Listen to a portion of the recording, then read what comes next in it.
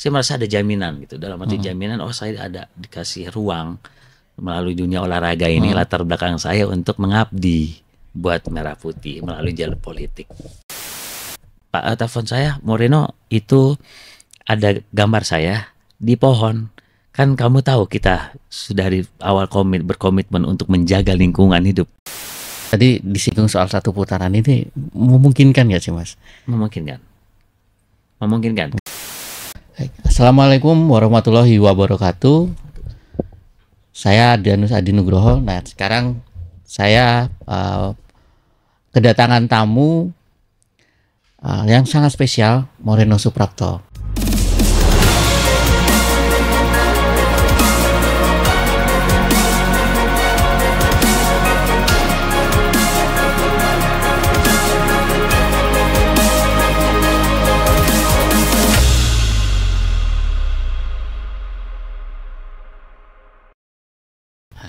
Apa kabar Mas Andri? Baik Mas, apa kabar nih Mas Moreno? Baik, alhamdulillah. Nah Mas Moreno, kita mulai aja Mas. Mas Moreno ini kan terkenalnya dulu di era saya masih kuliah SMA itu kan pembalap Mas. Kemudian kok akhirnya banting setir ke politik tuh awalnya gimana Mas? Banting setir atau gantung setir? Sama aja. Sama nih, kayaknya sama-sama kecepatan tinggi. Kecepatan tinggi ya. Mengejutkan juga ya Mas Andri. Oh iya. Jadi kenapa bisa tiba-tiba masuk ke dunia politik?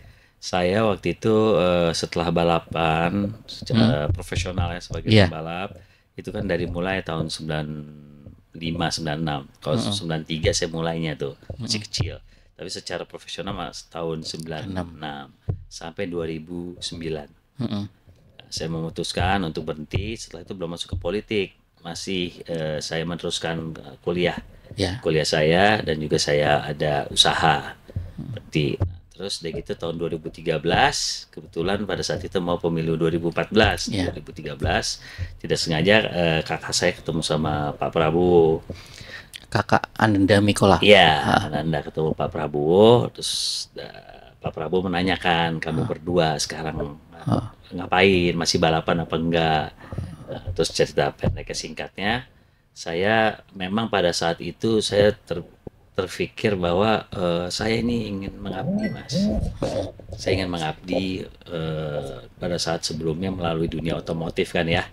Ingin mengabdi untuk Merah Putih ya. Terus pada saat saya sekolah saya ambil hubungan internasional, dan juga perjalanan sebelum saya masuk kuliah itu saya pada saat balapan saya malah banyak diskusi tentang politik sama teman-teman pembalap. Sama teman-teman pembalap itu mereka concern juga terkait Indonesia. Ini pembalap luar negeri atau Indonesia? Luar negeri. Luar negeri. Mereka juga menanyakan itu ya. Dan juga mungkin pada saat saya balapan banyak didampingi sama Pak Dubes. Kita suka diskusi ringan gitu. Tapi di luar itu memang saya ada dorongan tanpa saya sadari. Itu di dalam diri saya tuh saya tertarik dengan dunia politik gitu. Dan akhirnya 2014 saya masuk di Dapil Malang Raya melalui Partai Gerindra. Masuk di dalam Partai Gerindra, diajak dengan Pak Prabowo. Pada saat itu Pak Prabowo menanyakan kan, saya berdua ini masih ngapain, dipikir masih balapan. Tadi kita mau disponsorin.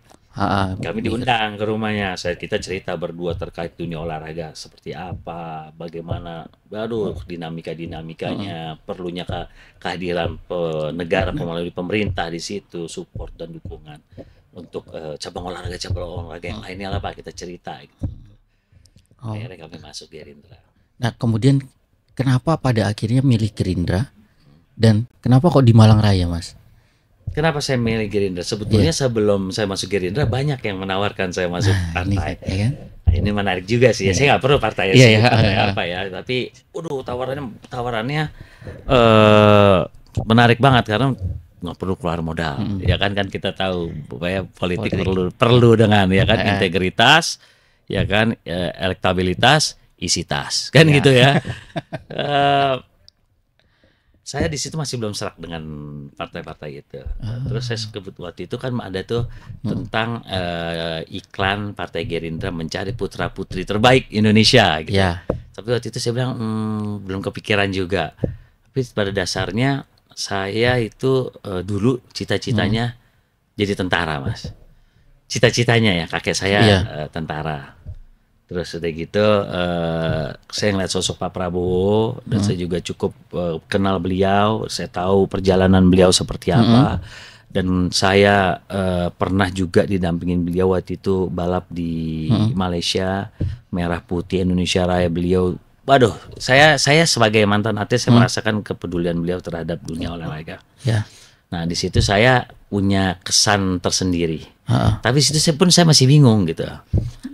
Untuk memilih partai, sampai akhirnya saya diundang ke rumah beliau dan saya ngerasa cocok, bahwa saya sempat bilang, Pak Prabowo, saya ini bukan politikus, seorang aktivis ataupun yang betul-betul matang di dunia politik. Yang paling mengena buat saya adalah Moreno, orang pintar, orang apa semua banyak ya kan, tapi mereka nasionalis. Tapi yang saya cari adalah pemuda, ya itu masih jauh tuh, tahun 2013, pemuda yang bisa meneruskan pada saat nanti berjalannya kita akan mendapatkan bonus demografi.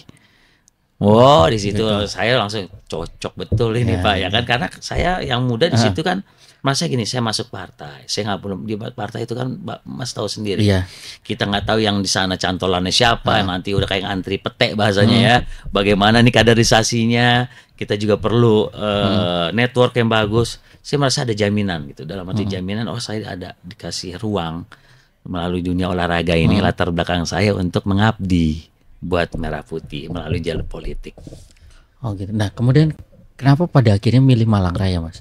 Nah, Jatim 5 ya? Ya, Jatim 5. Tadinya dipikir Pak Prabowo ya pada saat itu.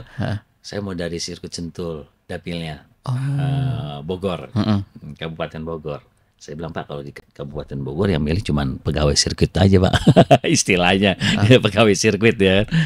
Nggak guyonnya gitu. Nggak, saya pikir-pikir dulu sebelum saya balap ataupun setiap tahun saya selalu ziarah di Malang. Saya ada leluhur di Malang. Terus juga papa saya aslinya Jawa Timur, Malang, Bojonegoro, Blitar, Kediri, dan juga Malang. Jadi saya ngerasa apalagi dulu papa saya selalu sebelum pertandingan bola itu ya, ataupun dulu masih ada almarhum Om Luki Yakub. Saya cukup ngikutin terkait Arema. Jadi saya ngerasa dekat dengan Malang. Gitu. Karena kedekatan dari kecil itu ya, pengalaman kecil itu ya, dan sering kesini ya. Nah Mas, ini kan 2014 pada akhirnya Mas kan udah menjadi anggota DPR, 2019 terpilih lagi. Kemudian ini juga sedang mencalonkan kembali. Nah, apa sih Mas yang Mas Moreno perhatikan perbedaan Malang 2014, 2019 sampai sekarang ini? Banyak pembelajaran Mas dari 2014 yang paling mengena buat saya. Saya ini lahir di Jakarta, walaupun saya ada darah Malangnya gitu ya. Saya lahir di Jakarta, terus pada saat itu saya memutuskan dari Dapil Malang Raya, saya langsung ya terbang ke Malang, tinggal 1,5 tahun pada saat itu, langsung lah gitu. Waktu itu DCT langsung. Langsung DCT. DCT menunggu langsung kick off kampanye pemilu. Itu saya langsung tinggal di Malang. Saya alhamdulillah punya mentor di sini. Saya punya mentor, ada beberapa yang bukan dari orang politik langsung, ya. Ada juga mentor saya ini tokoh politik ya, beda partai juga. Namanya Pak Sujud Pribadi, mantan bupati. Itu saya banyak belajar dari beliau. Banyak belajarnya bagaimana? Saya orang Jakarta. Ya saya salaman sama orang saya nggak sungkan, tapi menyalami orang-orang itu mungkin saya kan wajar kan Mas. Wah bingung nih, ini gimana nih ya kan. Saya keliling-keliling sampai pagi. Moreno di mana? Ayo melo aku. Ayo Pak, jam 2 Pak, jam 3. Kami belusukan pagi-pagi sampai jam 4. Hampir setiap hari. Pada saat itu saya juga masih umur. Ya sekarang saya masih muda. Tapi pada saat itu beda ya. Di situ istilahnya gini Mas. Saya itu masuk seperti di dalam hutan belantara, ya pada saat itu ya, perpolitikan saat itu konstelasinya. Istilahnya kalau saya ini mau cari tanda-tanda, saya aus, ini apa tandanya nih, mau bisa dapat air di mana? Kalau saya lapar apa nih? Seperti di hutan belantara. Saya nggak tahu simpul-simpulnya siapa saja. Oke, so ada mesin partai Gerindra di situ, tapi di situ lah kenapa tadi saya cerita saya senang tentara, saya senang strategi. Saya senang strategi, ya kan, bagaimana peta mapping wilayah itu saya suka. Dan saya suka turun kebetulan. Ya. Itu saya suka turun kebetulan ketemu Pak Sunjit itu udah diajari keliling salamin wes semua orang Moreno, wes orang nikahan yang orang nggak kenal aja saya sambangi, masukin tak salami satu-satu Mas. Istilahnya gitu. 2014 ya, Iya, itu pengalaman saya. Dan saya kan nggak ada ilmu politik yang betul-betul hubungan internasional ya. Bukan aktivis ya. Iya. Bukan aktivis gitu. juga. Tapi ternyata pokoknya wes turun aja, temui semua orang, nggak lihat dia latar belakang dari warna apa, saya temui, ternyata ada hasil di situ. Iya. Muncullah suara, dapat 1 kursi. Gitu. Nah, apa yang Mas Moreno lihat di Malang waktu itu 2014? Yang saya lihat di Malang itu masih kuat kultur ke anak-anak Malang ini punya kreativitas tinggi dan juga solid ya Malang. Terus jiwa, ya kita tahu lah ya, jiwa Aremanianya juga tinggi, bagus. Dan saya lihat Malang ini banyak tokoh-tokoh nasional juga yang dari Malang ya.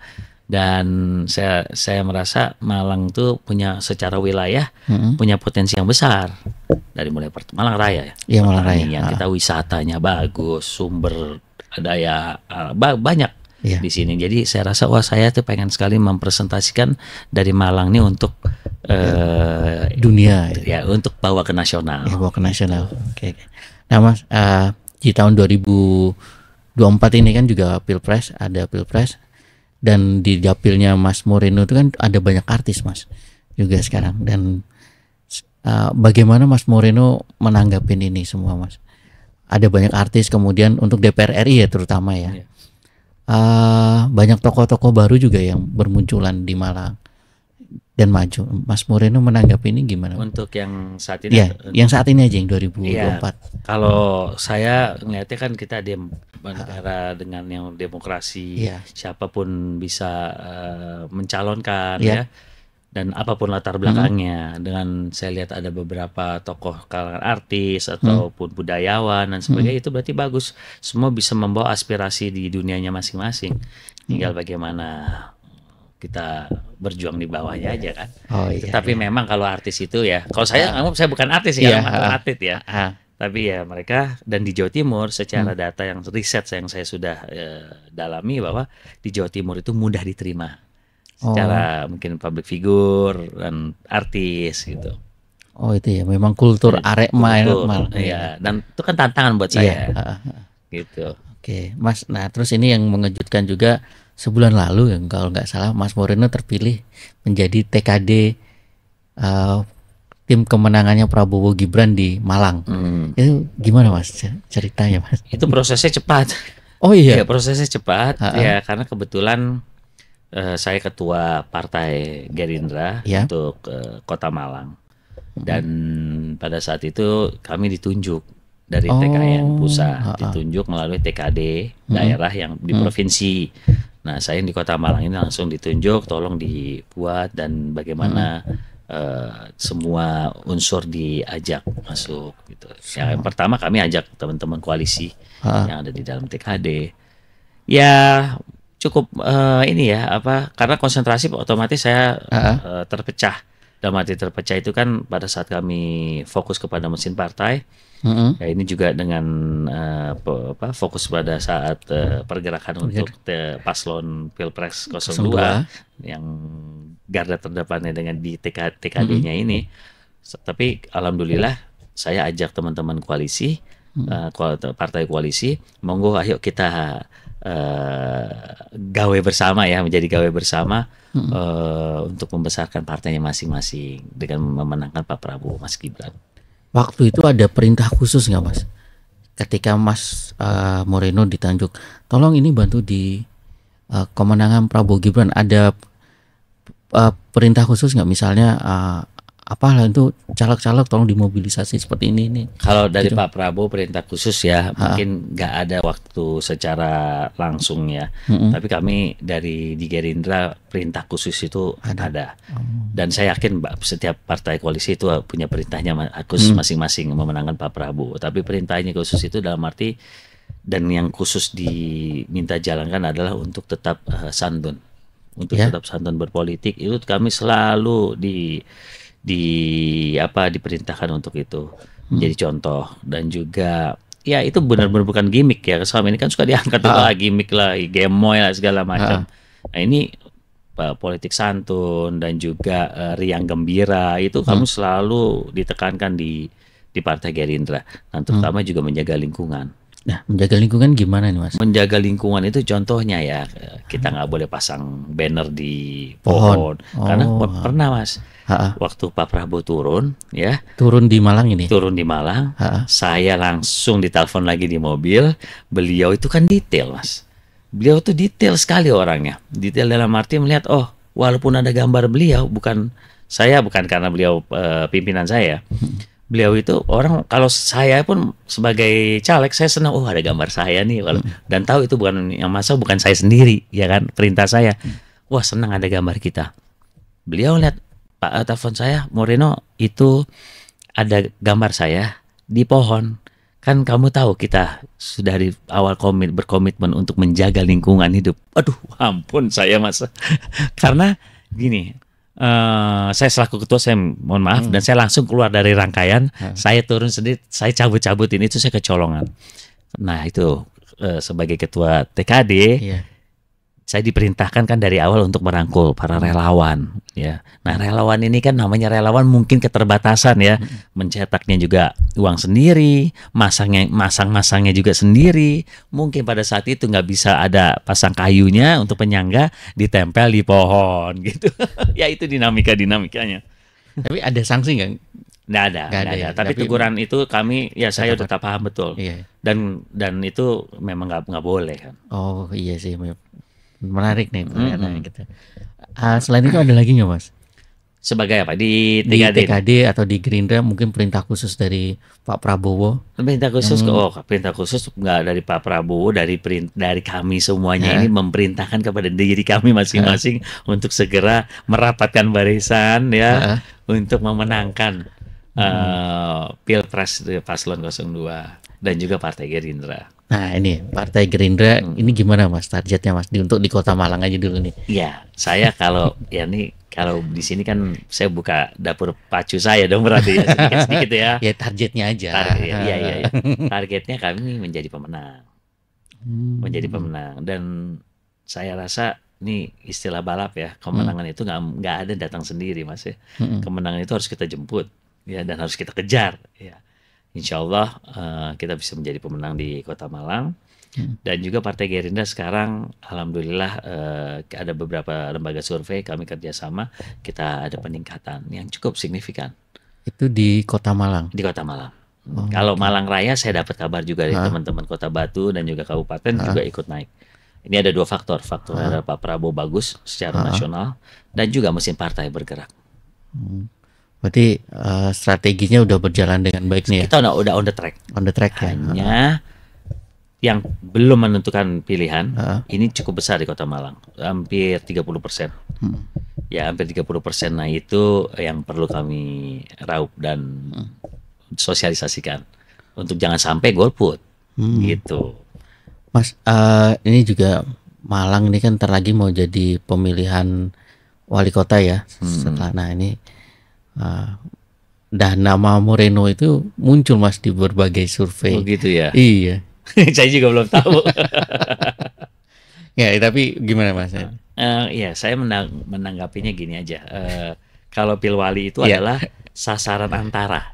Ya kalau dari target ya kita strategi ini sasaran antara. Tapi sasaran utamanya adalah Pilpres dan Pileg saat ini. Tapi kebetulan kan Pilkada itu kan masih akhir tahun ya. Kami kerja keras, kami yakini dulu bahwa Pilpres ini sekali putaran. Ya, kalau 2 putaran capek kita untuk mempersiapkan juga Pilkada. Tapi kami siap untuk napas panjang, kami siap. Kalau sudah sekali putaran, kita fokus setelah itu ke Pilkada. Nah, kalau ada nama saya di situ, mungkin Ya alhamdulillah selama ini ada beberapa kegiatan reses ataupun internal partai, kami mesin partainya bergerak. Saya selaku ketua partai ya mungkin muncul di situ. Boleh-boleh saja. Tapi kalau saya pribadi belum ada gambaran untuk ke sana. Oke. Mas tadi disinggung soal 1 putaran ini memungkinkan nggak sih Mas? Memungkinkan. Karena yang tadi saya bilang bahwa yang belum menentukan itu cukup besar loh Mas. 30%. 27-30%.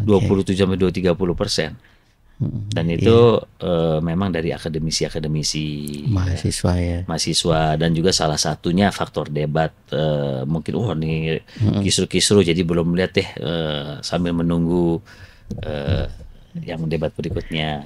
Iya, tapi ini juga minggu depan debat ini kan, hari Minggu ini. Debat. Nah, ini ada nobar-nobar lagi? Ada nobar dan saya ada keyakinan akan meraih 30% itu. Asik. Kan 30% itu nggak cuma sendiri dibagi 3 paslon, tapi 02 itu yang lebih. Menarik.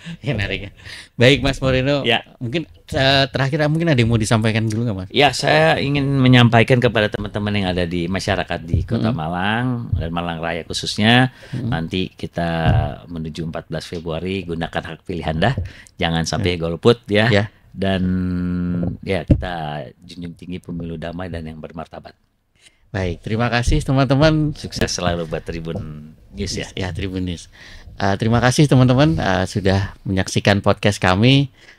Sampai jumpa di podcast berikutnya. Terima kasih.